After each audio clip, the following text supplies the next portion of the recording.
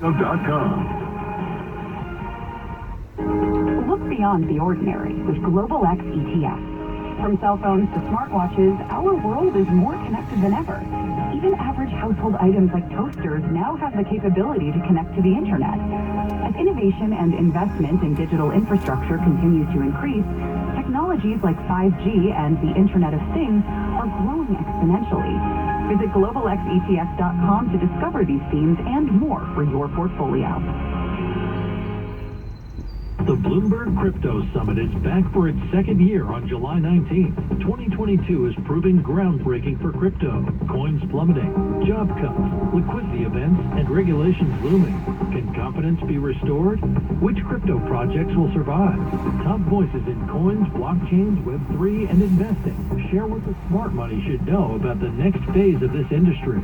Founding sponsor Grayscale. Register at bloomberglive.com/crypto/radio. Why do wealth and advisory firms rely on BNY Mellon's Pershing? Maura Creekmore, co-head of Wealth Solutions, explains. As the wealth management industry continues to transform, growth-minded firms, like yours, are rethinking how to best serve investors for the future. That's where Pershing comes in. Whether registered investment advisor, broker-dealer, or trust company, we see the world from your perspective, and we serve as a true extension of your team. As a Pershing client, you can expect something different. An expansive community of experts and resources that can guide you to success. Our investments in most innovative and flexible technology allow you to deliver game-changing experiences for your advisors and investors, all with the unmatched scale and capabilities of BNY Mellon. So you can be confident that no matter how your business grows, you can grow with us. How will you take your business to the next level? To learn more about the industry-leading solutions for wealth management firms and advisors, visit Pershing.com. Pershing LLC, member FINRA, NYSE SIPC. As the former head of aerospace giant Boeing's internal training program, Norma Clayton is a longtime champion for advanced manufacturing. That's why she's a major supporter of NJIT and the university's drive to develop leading-edge skills and technologies demanded by industry. The technology curve as we know it today is about every 6 months. And so for a university like NJIT, they have to stay on the cutting edge. And one of the things that they have launched is this makerspace, a simulated operational environment of what the student is going to experience when they leave the classroom and go to work in industry. They work on projects that include problems that come directly from corporations. I was talking to one of the instructors there, and he said, "So what do you think?" I said, "I feel like I'm in the factory of the future." And that's what you want. You want students to see that this is exactly what you're going to be doing when you leave here. NJIT, New Jersey Institute of Technology. Learn more at njit.edu. Registered investment advisors switch to Interactive Brokers for lowest cost global trading and turnkey custody solutions for all size firms. No ticket charges, no minimums, no custodial fees, and no conflicts of your interest at ibkr.com/RIA. Traffic and weather on Bloomberg 1130. The Hudson River crossings running without delays this morning. Starting to see a bit of a buildup here on the LIE going through Queens West at Maurice and the B2E and over on the Van Wyck North. Coming up to Northern Boulevard, we have a breakdown blocking off one lane. And then over in New Jersey, Route 22 West, we have a water main break in Hillside right by Harding Terrace. So a little bit of a brake check there. Here's the Bloomberg weather. It's partly sunny for today and about 85, perhaps a shower for tomorrow. Cloudy with afternoon showers in the mid-80s Tuesday, Wednesday. Partly to mostly sunny, hot 90 to 95. Right now it is 74, sponsored by Panera.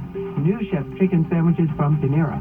Pan-seared chicken, a secret garlic aioli recipe, Parmesan crisp, and pickled chips all on a buttery brioche roll. Try one for only $1 delivery fee when you order on the app. Restrictions apply. I'm Steve Michaels for the best ride in and out of the city. Bloomberg 1130. Now Bloomberg Sports. The final round of the British Open getting underway shortly. Rory McIlroy and Victor Hovland have 4-stroke leads. They're 16 under for the tournament. Cameron Smith and Cameron Young are 4 back. Baseball, the Mets swept the doubleheader with the Cubs, winning 2-1 in 11 innings in the first game and 4-3 in 10 innings in the second game. The Yankees beat the Red Sox 14-1 at the stadium. Aaron Judge and Matt Carpenter each homered twice. Carpenter drove in 7 runs. Back to Bloomberg Sports and Christopher Tracy. World markets, headlines, and breaking news 24 hours a day at Bloomberg.com, the Bloomberg Business app, and at Bloomberg Quick Take. This is Bloomberg 1130. Now, a Global News Update. A lawyer for murdered journalist Jamal Khashoggi has been arrested in the United Arab Emirates. Authorities there confirm Asim Ghafour was detained while traveling through Dubai Airport July 14th. U.S. officials say the arrest does not appear to be connected to Khashoggi's murder by Saudi agents. Iran's accusing the U.S. of escalating tensions in the Middle East. This a day after President Biden ended his first trip to the Middle East as president. Iran's accusing the U.S. of turning a blind eye to Israel's nuclear program, while saying Iran continues to promise to not seek nuclear arms. A report's due out today on the Uvalde, Texas mass school shooting, that from a Texas House Investigative Committee. CNN reports will focus on a timeline of events and details about the shooter. For the first time ever, the U.S. is taking a gold medal at the World Athletics Championships, an event the U.S. is hosting for the first time. Chase Easley made a shot put throw of 20.49 meters. Her first attempt yesterday at the competition in Eugene, Oregon. I'm Scott Carr. This is Bloomberg Daybreak Weekend, our global look ahead at the top stories for investors in the coming week. I'm Nathan Hager.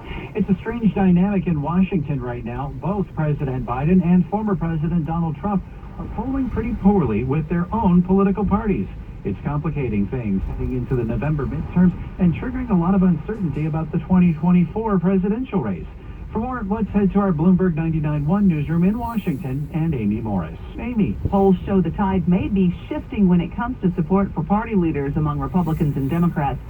Nearly half of Republican voters say they would cast a ballot for someone other than former President Trump in the 2024 election, and 64% of Democratic voters say they would prefer a new standard bearer as well in the 2024 presidential campaign.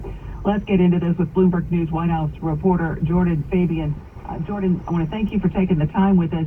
And let's just take a closer look at those poll numbers if we could. It looks like neither the Democrats nor the Republicans are 100% in love with their possible candidates. They're not. There's a lot of dissatisfaction, and that would point to an environment that would be ripe for either a challenger to President Biden in the Democratic primary in 2024 or a strong primary challenger to Donald Trump should he choose to run again in 2024. So we're seeing folks like Ron DeSantis, Mike Pompeo on the Republican side make noise about launching their campaign whether or not Trump runs. But on the Democratic side, some folks like Governor of Illinois, J.B. Pritzker, and California Governor Gavin Newsom, who've gotten a lot of attention recently for their comments on abortion rights and gun control, haven't said that they're going to run, and no one on the Democratic side has said they're going to launch a primary challenge against Joe Biden at this stage. Well, Joe Biden hasn't announced, though. It's not a foregone conclusion that he is going to go for a second term, is it? It's not, although he has made comments both publicly and privately that indicate that all systems are a go for a second term, but he hasn't said outright that he's running again. The last time that he really addressed this head on was a few months ago when he said, I will run for a second term as long as I'm healthy. And keep in mind, the president is 79 years old. At the end of his second term, he would be 86. That would by far the oldest person ever to occupy the Oval Office. So that question about health and stamina, these are all questions that are swirling around Joe Biden, and they're real concerns. Now, let's talk a little bit about challengers to Trump. You threw a couple of names out there, but let's dig in just a little bit, because Ron DeSantis in Florida has really been cropping up a lot as a possible challenger to that position. It's a really interesting question, Amy. He's indicated that I guess his people have indicated that he's ready to run whether or not Trump runs, but we'll have to see if he actually follows through with that, if Trump does indeed run again in 2024. Will he actually put his money where his mouth is? For all the bad polling surrounding Donald Trump right now, he's defeated in the past every Republican challenger that came his way, and he does remain a formidable presence in the party. So we'll have to see again if Ron DeSantis and others actually do launch their own campaigns if Donald Trump does get into the race. Now, as you know, timing is everything in politics, as it is in other things. And former President Trump may announce a run for the White House as soon as September, give or take, and that would be before the midterms. Let's get into why that is significant. You don't normally see candidate for president announcing before the midterm elections are done. That's right, Amy. Usually the presidential race unofficially gets started right after the midterms, and so a September announcement by Donald Trump would be very early. We're talking about these potential challengers to Donald Trump. That it might be something he's trying to head off by announcing his intention to run this early. It would also get his campaign apparatus up and running, allow him to hire staff to work for his campaign who might otherwise go to somebody like Ron DeSantis if Trump waits to announce a race. At the same time, though, this could have a real impact on the midterms. Democrats are poised to lose control of one, if not both, chambers of Congress right now.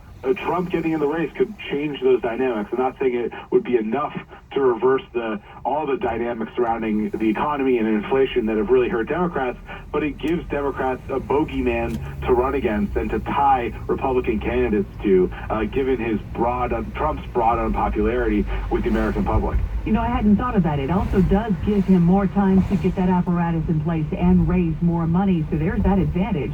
But like you say, it is very risky, even within his own party, because not only would it give Democrats something to latch onto and run against, something tangible to run against, but let's say the Republicans lost Georgia, or they lost by one seat in the Senate. It would wind up being very close. Let's just throw that out there as a hypothetical. Then the Republicans would lay the blame at Trump's doorstep.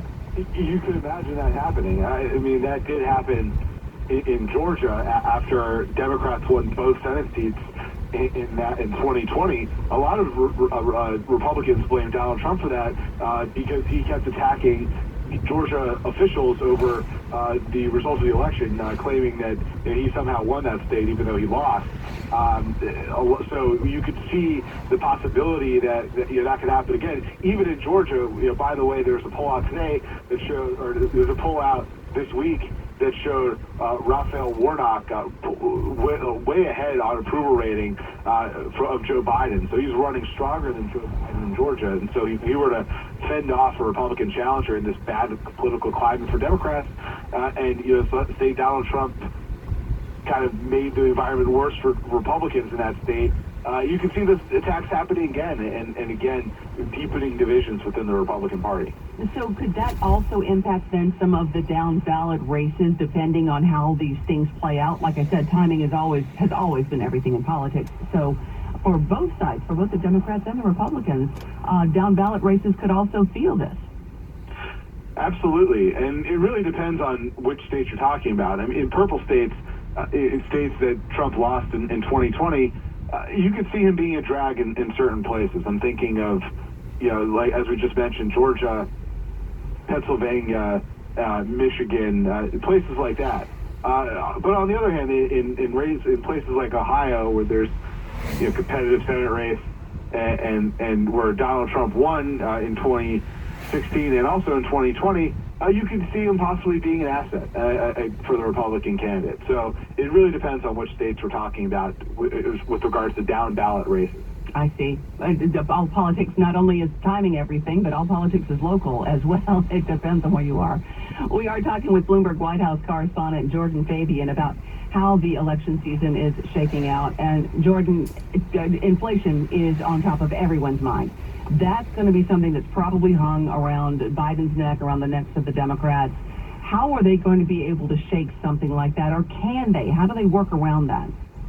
It's extremely hard for them to work around this. There's no jawboning inflation away. Americans are feeling the effect of higher prices for food, gas, and other consumer goods. And the report in June that showed inflation at 9.1% year over year. That's a bad number for Joe Biden for a number of reasons. Not only does it show inflation was accelerating last month, but also that this is around the time that voters are making up their minds about who they're going to vote for in the fall. And so there's not a lot of time left for Joe Biden to show, or Democrats to show, that they're making progress on this issue. And also the other factor is that, frankly, the president and members of Congress don't have a whole lot they can do to try to lower inflation. That's really the purview of the Federal Reserve. And while they're ramping up interest rates, that could take a few months to see that effect on inflation as far as curbing it. So really the political timing cannot be worse for Democrats. Are there other top-of-mind issues for the elections that are coming up? I'm thinking abortion, guns. I mean, those definitely create big headlines, obviously, but do they move the needle when it comes to voters casting their ballots? It's a complicated situation. I mean, there have been some polls that show that abortion rights in particular, might be an asset for Democrats, with some Democrats who may have sat out just because of the poor situation in November, might show up to cast the ballot. The Supreme Court decision is unpopular across the board, and so that's something that Democrats, I mean, both issues really are going to be used by Democrats to try and change this from a referendum on Joe Biden into a choice election between Democrats and Republicans who Democrats are trying to paint as extreme on all these social issues. The problem is that it is the universe of voters who would vote on these issues big enough to overcome the number of voters who are voting on the economy and on Joe Biden's job performance. And it's not clear at the moment. The American people, according to polls, still rate the economy as the number one most important issue. And so we'll have to wait and see whether that strategy is something that Democrats can harness to try and limit their losses in November. Interesting. Jordan, we're going to watch that right along with you. Thank you so much for taking the time with us. My pleasure, Amy. Thanks. Jordan Fabian covers the White House for Bloomberg News, and that's what's going on in the nation's capital. For more of our political news coverage, tune into Balance of Power with David Weston, weekdays at noon Wall Street time, and Sound On with Joe Matthew, weekdays at 5 p.m. Wall Street time here on Bloomberg Radio. I'm Amy Morris, and this is Bloomberg. Amy Morris reporting from our Bloomberg 99.1 newsroom in Washington. Thank you, Amy. And that does it for this edition of Bloomberg Daybreak Weekend. Join us again Monday morning at 5 a.m. Wall Street time for the latest on markets overseas and all the news you need to start your day. I'm Nathan Hager, and this is Bloomberg.